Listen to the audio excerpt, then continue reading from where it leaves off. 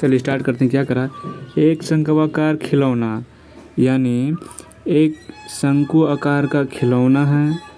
उसके बाद क्या बोला, 7 सेंटीमीटर व्यास वाले अर्धगोले पर अधोरोपित है, यानी एक अर्धगोला है जिसका व्यास 7 सेंटीमीटर है और उस अर्धगोला पर वो शंकु आधारित है। और क्या रहा, खिलौने की कुल ऊंचाई 14.5 सेंटीमीटर है, यानी शंकु से लेकर के गोला तक दोनों मिलाकर के जो ऊंचाई है वो 14.5 सेंटीमीटर दिया है। यानी कहने का मतलब है ये शंकु से लेकर के, एक मिनट,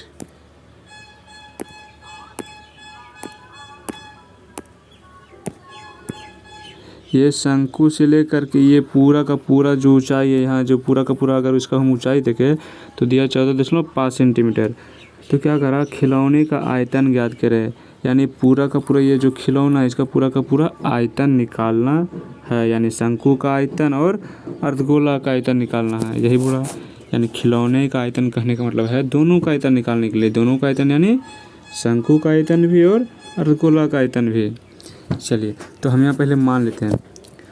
एक चीज़ और मानने से पहले अगर हम बात करें, ये जो शंकु है, शंकु की त्रिज्या और अर्धगोला का त्रिज्या क्या अलग है या सेम?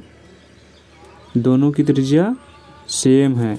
देखा जाए डायग्राम में तो ये जो है ये त्रिज्या शंकु का भी है और यही त्रिज्या अर्धगोला का भी है, यानी दोनों की त्रिज्या सेम है, दोनों की त्रिज्या सेम है।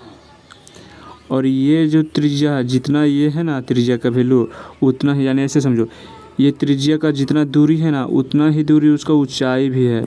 यानी ऐसे तुम याद रख लो कि अर्धगोला में जो त्रिज्या होता है उतना ही उसका ऊंचाई भी होता है, यानी अर्धगोला का त्रिज्या और ऊंचाई आपस में क्या होता है, बराबर होता है। अब समझ में आ रहा होगा। अगर हम यहाँ देखा जाए व्यास 7 सेंटीमीटर है तो त्रिज्या क्या होगा, यानी r बराबर व्यास का आधा, 7 है व्यास तो आधा इसका क्या होगा 7/2, राइट। अब देखा जाए ये पूरा खिलौना की ऊंचाई कितने दिया हुआ है, खिलौना की ऊंचाई 14.5 बराबर ये ना। अब खिलौना की ऊंचाई को हम क्या लिख सकते हैं, ऐसे समझो। पहले हम समझ लेते हैं ये पॉइंट, खिलौने की ऊंचाई, खिलौने की ऊंचाई को हम क्या लिख सकते हैं, शंकु की ऊंचाई प्लस अर्धगोला की ऊंचाई लिख सकते हैं कि नहीं। खिलौने की ऊंचाई को हम लिख सकते हैं शंकु की ऊंचाई और प्लस अर्धगोला की ऊंचाई। तो शंकु का ऊंचाई h और अर्धगोला की ऊंचाई त्रिज्या ही होता, अभी बताए थे, होगा कि नहीं। चलिए, और खिलौना का ऊंचाई दिया है, कितना दे दिया है 14.5 दे दिया है। ये किसके बराबर होगा, h प्लस r का बराबर होगा ना। अब इसमें r का भी वैल्यू हमको पता है, r का वैल्यू कितना है तो 7/2 है। यहाँ h प्लस r का वैल्यू 7/2। अब यहाँ देखा जाए ये जो है 7/2 इधर प्लस इधर आके माइनस, यानी घट जाएगा। अगर हम 45.5 में से 7/2 घटाएंगे तो बचेगा कितना, सॉरी 45 नहीं 14 है ना, एक मिनट गड़बड़ा गया है, 45 लिखा गया, यहाँ पर होगा 14। अगर हम 14.5 में से 7/2 घटाएंगे तो आएगा कितना, मेरा 11 आएगा। आप घटा के देख लीजिएगा, 14.5 में से 7/2 घटाएंगे तो 11 आएगा, यानी ऊंचाई आ गया। चलिए इसके बाद हम क्या करते हैं, क्वेश्चन पूछ रहा था खिलौने का आयतन, खिलौने का आयतन ही निकालना है ना।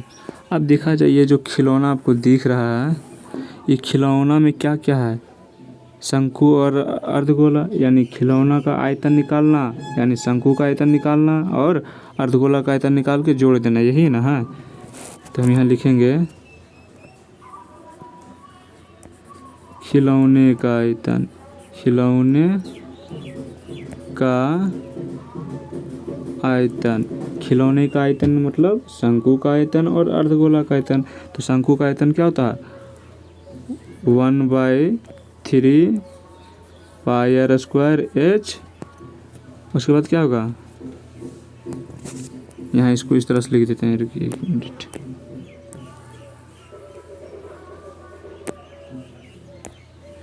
One by 3 pi r square h plus, और अर्धगोला का आयतन क्या होता है 2/3 पाई आर क्यों होता है।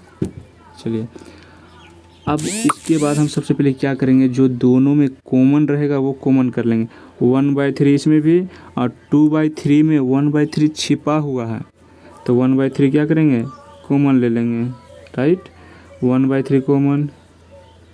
अब क्या पाई भी दोनों में, तो पाई भी कॉमन हो गया ना। अगर हम यहाँ बात करें क्या शंकु की त्रिज्या और गोला की त्रिज्या सेम है, अगर सेम है तो कॉमन करेंगे और सेम नहीं रहेगा तो कॉमन नहीं करेंगे। तो सेम है तो क्या करते हैं कॉमन कर लेते हैं, यानी आर स्क्वायर कॉमन। चलिए कॉमन हो गया।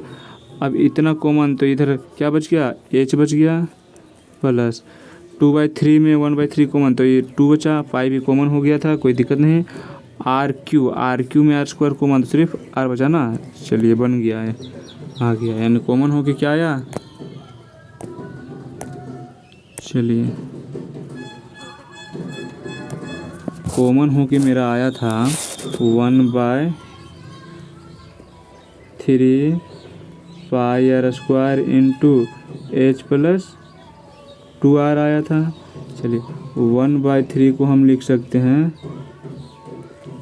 1/3 इंटू पाई का वैल्यू 22/7 गुने आर स्क्वायर, आर का वैल्यू कितना आया था 7/2, और स्क्वायर का मतलब है 2 बार लिख दो, तो 7/2 को हम 2 बार लिख देंगे, इंटू एच का वैल्यू कितना आया था 11 आया था ना, 11 आया था एच का वैल्यू, और 2 इंटू आर का वैल्यू 7/2 है। चलिए इसको सोल्व करेंगे, आंसर आ जाएगा।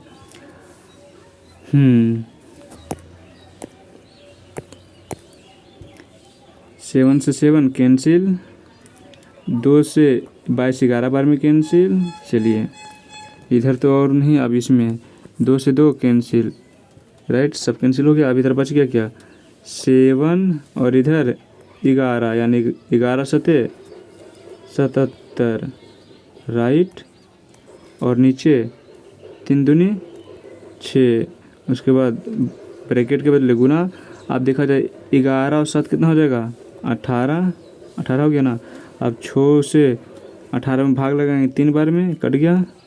अब 77 को 3 से गुना कर दो, 7 21 हाथ में 2, 7 21 21 2 23, यानी 231 आयतन निकाल रहे थे और सेंटीमीटर में है, तो यानी सेंटीमीटर क्यूब, आंसर आ गया।